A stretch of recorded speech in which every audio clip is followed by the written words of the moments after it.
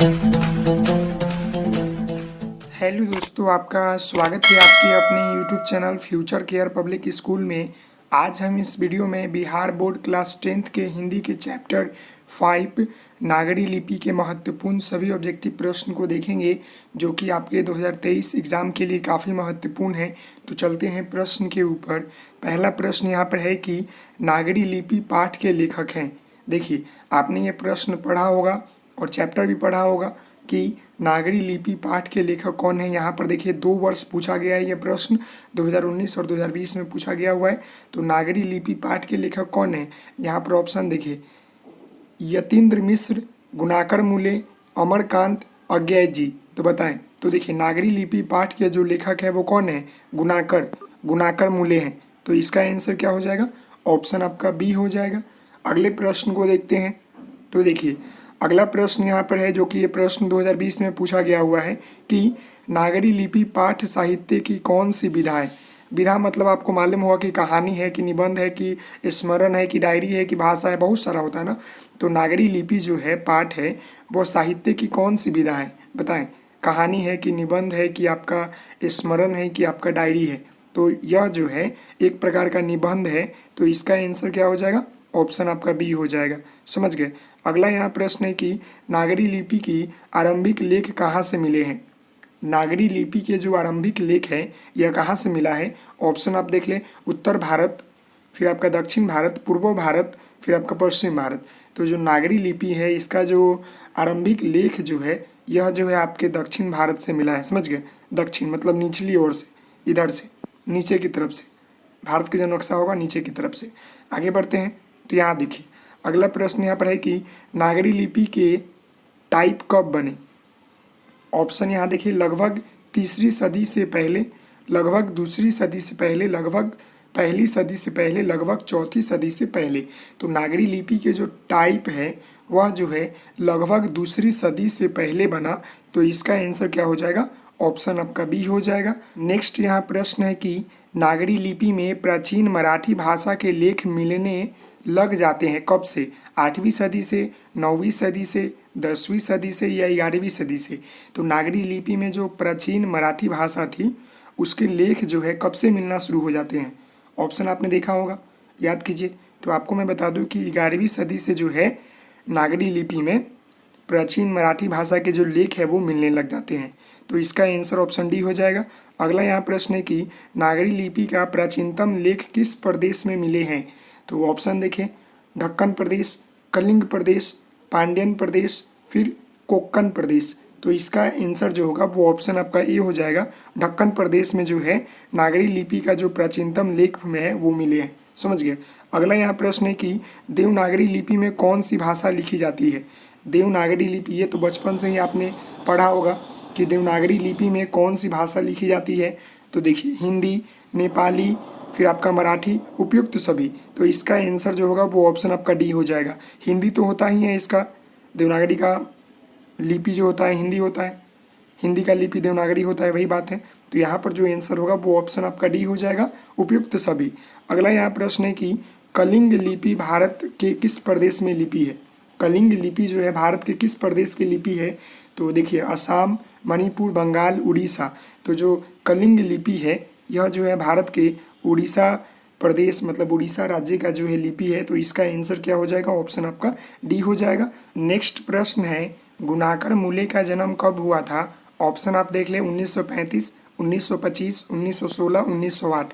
तो देखिए, गुणाकर मूले का जन्म जो है 1935 ईस्वी में हुआ था। तो इसका आंसर क्या हो जाएगा, ऑप्शन आपका ए हो जाएगा। अगले प्रश्न को देखते हैं। तो अगला प्रश्न यहाँ पर है कि गुणाकर मूले किस निबंध के रचयिता हैं। तो देखिए, जब भी चैप्टर आप पढ़ रहे हैं ना उसी का जो लेखक होते हैं वही आंसर हो जाएगा। तो गुणाकर मूले जो है नागरी लिपि जो आपका चैप्टर पढ़ रहे हैं इसके रचयिता है। नाखून क्यों बढ़ते हैं, तो इनका तो मैंने आपको बताया था कि हजारी प्रसाद द्विवेदी जी हैं। और परंपरा का मूल्यांकन इनका जो है रामविलास शर्मा जी है। और अभिनव यह जो है अशोक वाजपेयी है, याद रखिएगा ये सबको। अगला यहाँ प्रश्न है कि निबंध के लेखक कौन है। तो बस वही बात आ गया, गुणाकर मूले हैं। तो इसका आंसर क्या हो जाएगा, ऑप्शन आपका ए हो जाएगा। अगला यहाँ प्रश्न है कि दक्षिण भारत में द्रविड़ भाषा परिवार की कौन सी भाषा सबसे अधिक प्रचलित है।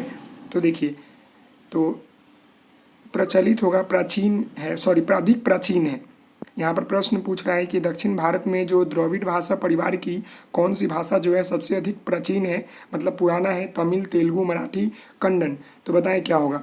तो इसका जो आंसर होगा वो ऑप्शन आपका ये हो जाएगा। तमिल जो भाषा है वह द्रविड़ परिवार का जो है सबसे प्राचीन भाषा है। समझ गए। नेक्स्ट यहाँ प्रश्न है कि ईसा की 14वीं 15वीं सदी के विजयनगर के शासकों ने अपने लेखों की लिपि को क्या कहा? ऑप्शन यहाँ देख ले, नंदी नागरी, देवनागरी, गुजराती, ब्राही। तो इसका आंसर जो होगा वो ऑप्शन आपका ये हो जाएगा, नंदी नागरी कहा। समझ गए। अगला यहाँ प्रश्न है कि 12वीं सदी के केरल के शासकों ने सिक्कों पर वीर केरलस्य, देखिए वीर केरलस्य जैसे शब्द खाली स्थान लिपि में अंकित किया। कौन से लिपि में जो है 12वीं सदी में जो केरल के जो शासक थे उन्होंने अपने सिक्के पर जो है वीर केरलस्य जैसे शब्द का जो है प्रयोग किया, वो किस लिपि में किया? ऑप्शन देखिए, ब्राही, खरोष्टी, गुजराती, देवनागरी। तो इसका आंसर हो जाएगा ऑप्शन आपका डी, देवनागरी में किया था। समझ गए। अगला यहाँ प्रश्न है कि भारतीय लिपियों की कहानी पुस्तक के रचयिता कौन है? तो भारतीय लिपियों की कहानी पुस्तक के रचयिता जो है वो कौन है? तो गुणाकर मूल्य जी हैं। समझ गए। इसका आंसर क्या हो जाएगा?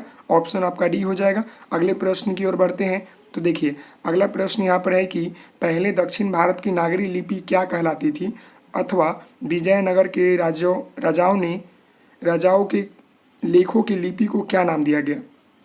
तो पहले जो है दक्षिण भारत की नागरी लिपि को जो है निम्नलिखित में से जो है नंदी नागरी कहा जाता था, और वहाँ के जो शासक थे उन्होंने अपने लेखों की लिपि को जो है नया नाम दिया जो कि नंदी नागरी दिया। समझ गए। तो इसका आंसर ऑप्शन ही हो जाएगा। अगले प्रश्न की ओर बढ़ते हैं। तो अगला प्रश्न यहाँ पर है कि आरंभिक हिंदी का साहित्य कब से मिलने लग जाता है? तो आरंभिक हिंदी का साहित्य जो है निम्नलिखित में से ऑप्शन देखिए, 8वीं 9वीं सदी से, 7वीं 8वीं सदी से, 6ठी 7वां सदी से, या 5वीं 6ठी मतलब सदी से। तो इसका आंसर होगा कि आरंभिक हिंदी का जो साहित्य है वो 8वीं 9वीं सदी मतलब 9वीं सदी से जो है मिलना शुरू हो जाता है। तो इसका आंसर क्या हो जाएगा? ऑप्शन आपका ये हो जाएगा। अगला यहाँ प्रश्न है कि किस बादशाह ने राम सीता की आकृति वाले सिक्के चलाए थे? अकबर, शेरशाह, शाहजहां, जहांगीर। तो देखिए निम्नलिखित में से जो है राम सीता की आकृति वाले सिक्के जो है जो मतलब शासक चलाए थे वो जो थे अकबर थे। समझ गए, अकबर। तो इसका आंसर क्या हो जाएगा? ऑप्शन आपका ये हो जाएगा। अगला यहाँ प्रश्न है कि दोहा कोश किसकी रचना है? ऑप्शन देखिए, विद्यापति, फिर यहाँ पर है तुलसीदास, सूरदास, सरहदपाद।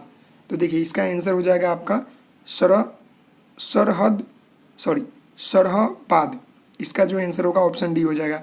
दोहा कोश के जो रचयिता है, ये रचना है इन्होंने की थी सरहपाद। समझ गए। अगले प्रश्न की ओर चलते हैं। तो अगला प्रश्न यहाँ पर है कि देखिए गणित सार संग्रह की रचना किसने की थी? तो गणित सार संग्रह की रचना जो है अमोधवर्ष किया था। तो इसका आंसर ऑप्शन ए हो जाएगा।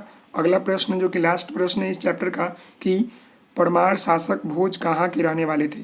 तो परमार शासक भोज निम्नलिखित में से जो है धारा नगरी के रहने वाले थे। कहाँ के रहने वाले थे? धारा नगरी के रहने वाले थे। तो इसका आंसर ऑप्शन ए हो जाएगा। तो आशा करता हूँ कि नागरी लिपि जिनके लेखक जो है गुणाकर मूल्य, जिनका जन्म जो है 1935 ईस्वी में हुआ था, तो यह चैप्टर जो है आपको समझ में आया होगा। तो आप इस वीडियो को लाइक करेंगे, शेयर करेंगे, सब्सक्राइब करेंगे। Thank you so much. जय हिंद, जय भारत। तो मिलते हैं नेक्स्ट वीडियो में, तब तक के लिए धन्यवाद। Thank you so much.